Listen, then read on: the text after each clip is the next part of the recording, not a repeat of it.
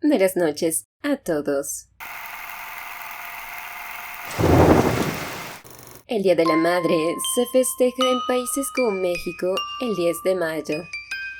Se pretende agradecer y complacer al ser que dio luz verde a nuestra vida, la mujer que nos engendró y en la mayoría de los casos también nos cría, nos ama y nos lleva por el buen camino.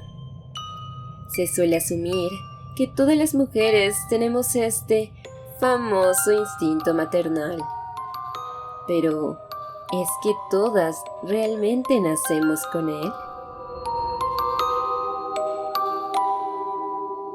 5. Counts of murder. Police say Smith admitted killing her sons, 3-year-old Michael and Alexander, who was just over a year old. Susan Smith tuvo una infancia difícil. Apenas tenía 7 años de edad cuando su padre Harry Bourne se suicidó una vez divorciado de su madre.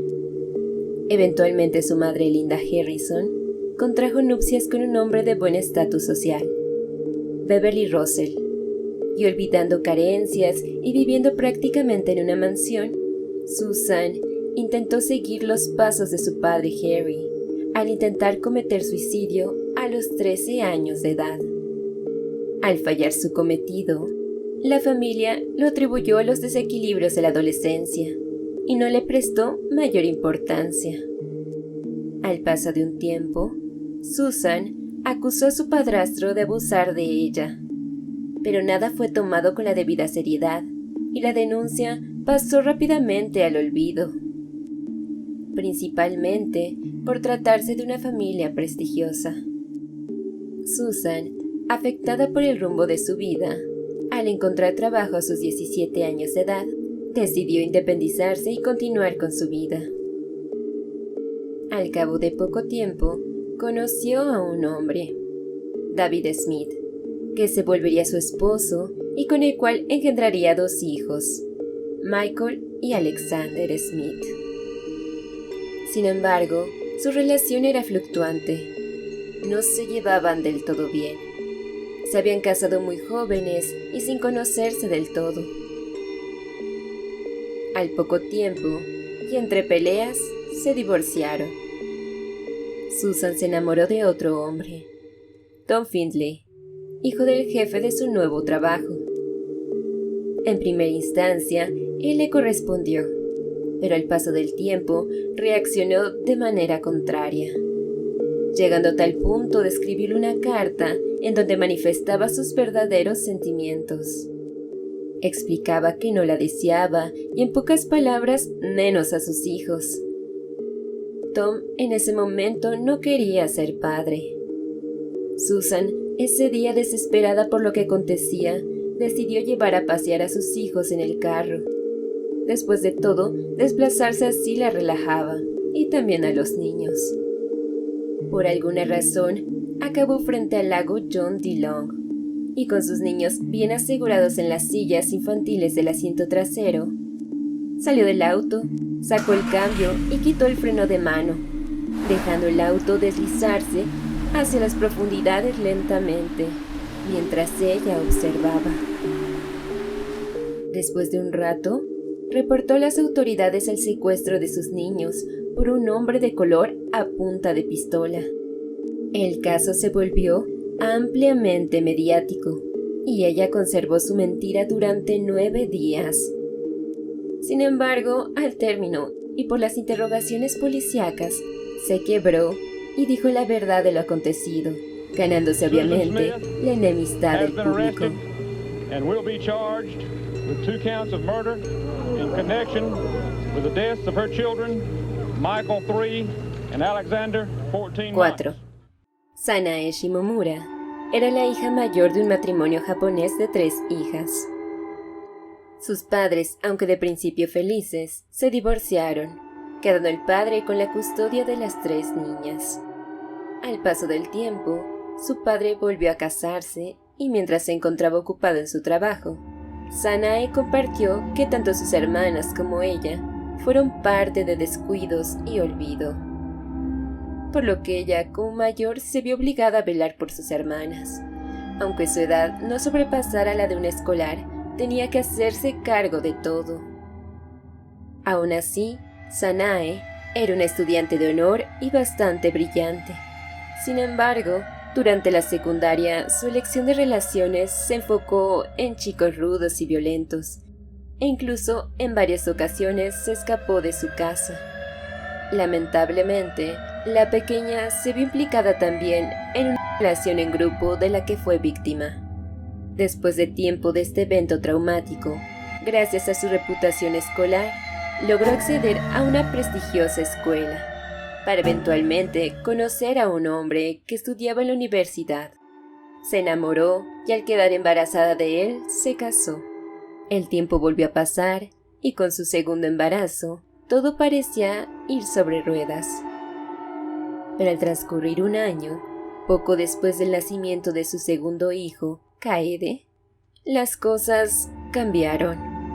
Sanae comenzó una vida nocturna, dejaba a los niños con sus abuelos y regresaba hasta la mañana, distanciándose poco a poco de su esposo.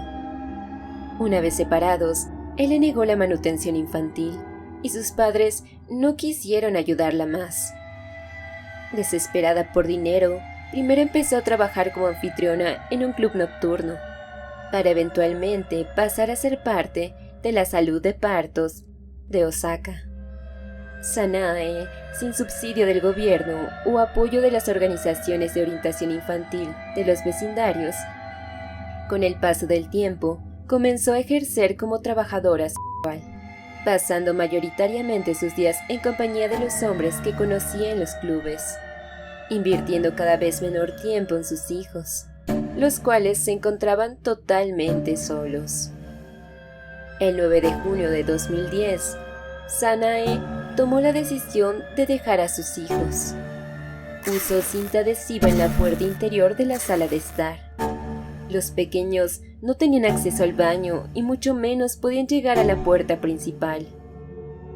Cerró la puerta para bien y se mudó momentáneamente a la casa de una amiga.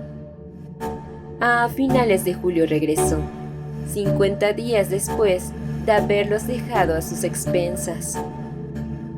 Un olor inusual irradiaba de su casa.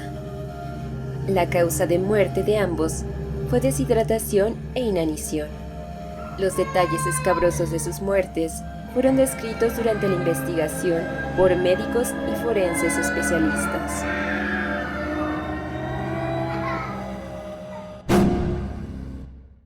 ¡3! El 17 de marzo de 2011, la policía arribó a la residencia de Kajang, de 34 años, donde encontró a un infante de pocos meses de edad, muerto. La recién nacida mostraba signos de quemaduras. Aunque de principio, las autoridades no pudieron encontrar la causa de las quemaduras del bebé, uno de los detectives, al buscar pistas, encontró dentro del microondas un chupete derretido.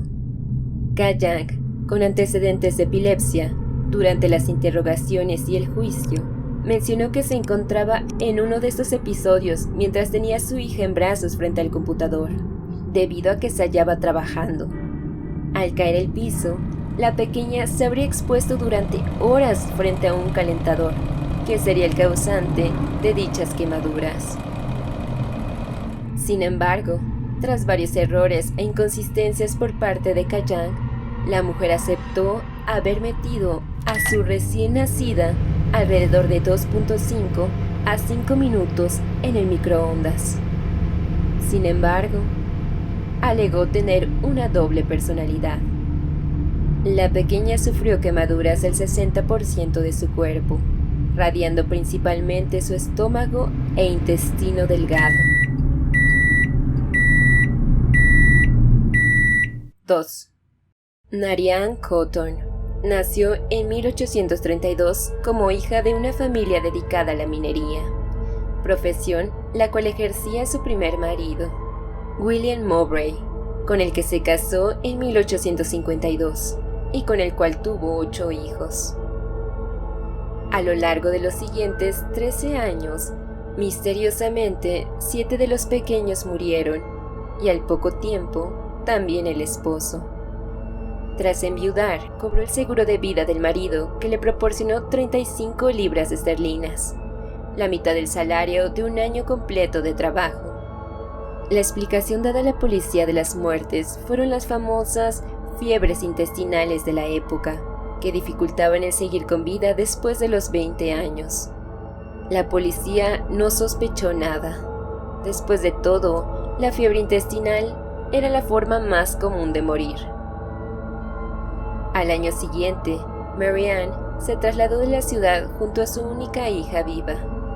Ese mismo año, conoció a George Ward, con el que se casó al poco tiempo.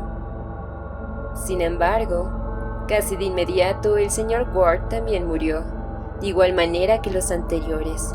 Una fiebre intestinal atacó.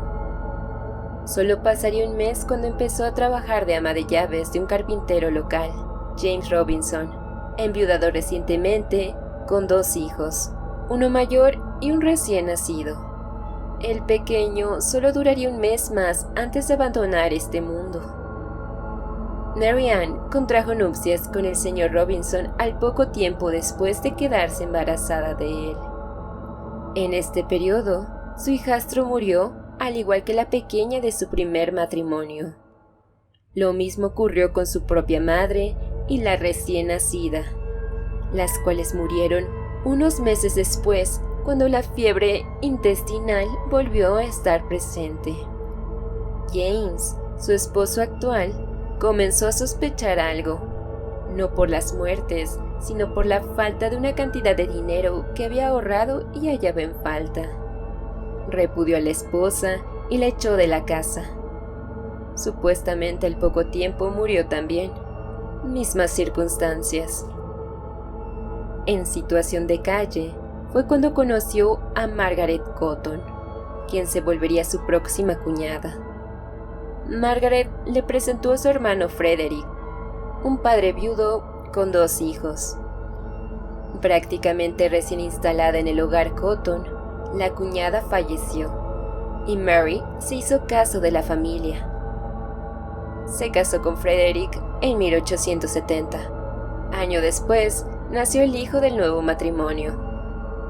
Mary Ann Cotton por primera vez contrajo el apellido de su marido, pero tristemente, él mismo, sus 2 hijastros y su hijo recién nacido murieron también.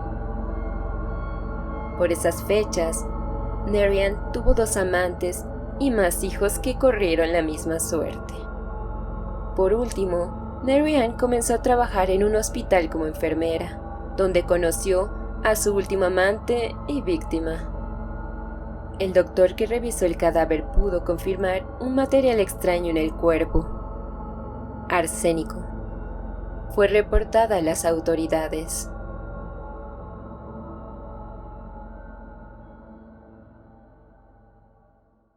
¡1!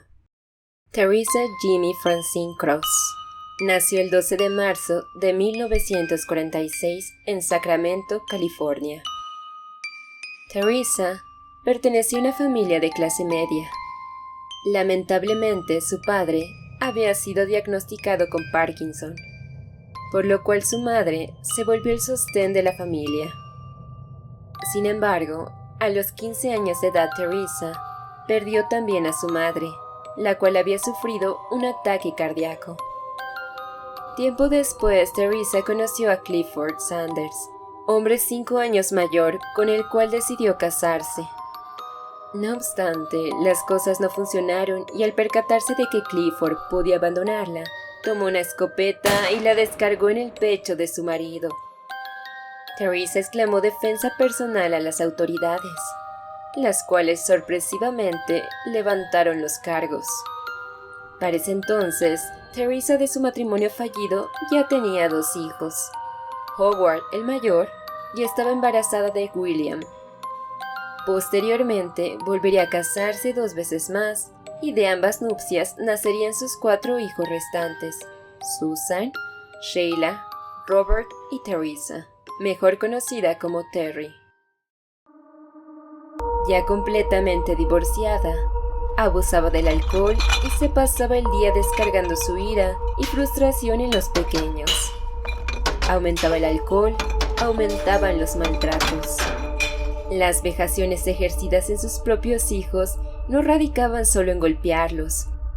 Sus maltratos eran completamente torturas, desde palizas constantes por nimiedades, aislamientos por largos periodos de tiempo, hasta llegar a literalmente lanzarles cuchillos de cocina. Su furia era tanta que llegó a amenazar a su hija menor con una calibre .22 directamente en la cabeza. Al paso de los años, por su alcoholismo y sus descuidos personales, Teresa comenzó a envejecer prematuramente y al mismo tiempo a engordar demasiado. Como explicación a lo que le ocurría, vio factible acusar a su hija mayor Susan de ser bruja y hechizarla.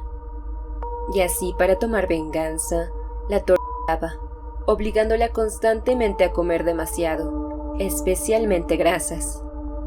En una ocasión, hizo que comiera directamente de la olla hirviendo, la cual había colocado en sus piernas desnudas. Su hija, desesperada, huyó de casa y buscó a la policía, la cual, una vez alertada con la denuncia, decidió creer mejor en la madre, la cual había acusado a Susan de sufrir de delirios mentales.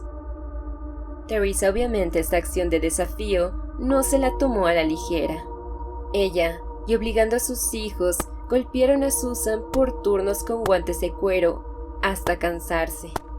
Inmediatamente después, le encadenó a su cama, privándola de su libertad hasta que su hija prometió nunca más volver a intentar escapar.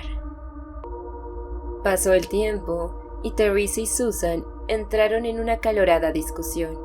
Teresa volvió a perder el control y disparó a su hija directamente en el pecho. Susan milagrosamente no murió en el acto, pero obviamente no fue tratada apropiadamente. La bala nunca fue removida.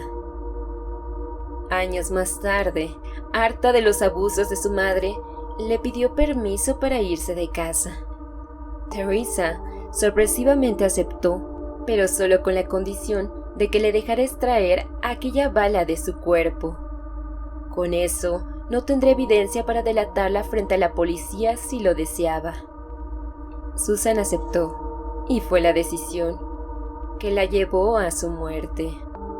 Obviamente la operación fue salvaje, y sufriendo septicemia y en agonía, Teresa, para evitar caer en manos policiales, obligó a sus hijos varones a meterla en una bolsa, literal de basura, después a la cajuela del carro, la lanzaron a la carretera y con un cigarrillo le prendió fuego a su propia hija. Sheila, otra de sus hijas, no se quedó atrás. Su madre, para sacar dinero adicional, la obligó a prostituirse y eventualmente, al ella considerar que su hija ya sea estaba embarazada o sufría de alguna enfermedad venérea, decidió castigarla, obligando nuevamente a sus hijos varones a atarla de brazos y piernas y hacerlos arrojarla a uno de los closets de la casa, donde murió de inanición y sed. Su cuerpo fue arrojado en las montañas. Temerosa nuevamente de ser descubierta, prendió fuego a su hogar para destruir toda clase de evidencia. Después de estos hechos, la familia se disolvió, cada uno rehaciendo su vida como mejor le pareció. Terry, la hija menor, ya casada y con hijos, aún abrumada con toda la culpa de la muerte de sus hermanas y con el apoyo de su familia, decidió confesar los crímenes de su madre. Sumado a esto, y con la evidencia encontrada, la policía pudo hallar el paradero de Nor. En ese momento, ya nuevamente llamada Cross, y la detuvo. Según la famosa escala que desarrolló el Dr. Michael Stone en cuanto a índices de maldad, Teresa se encuentra en la categoría número 22, la más alta de dicha escala, la cual se encuentra únicamente reservada a torturadores extremos y a asesinos psicópatas.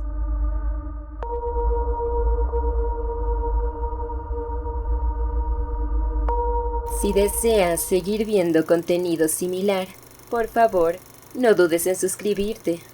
Dale a like y comparte con amigos y familiares. Nos ayudas mucho a seguir creciendo. Oye, linda y excelente noche.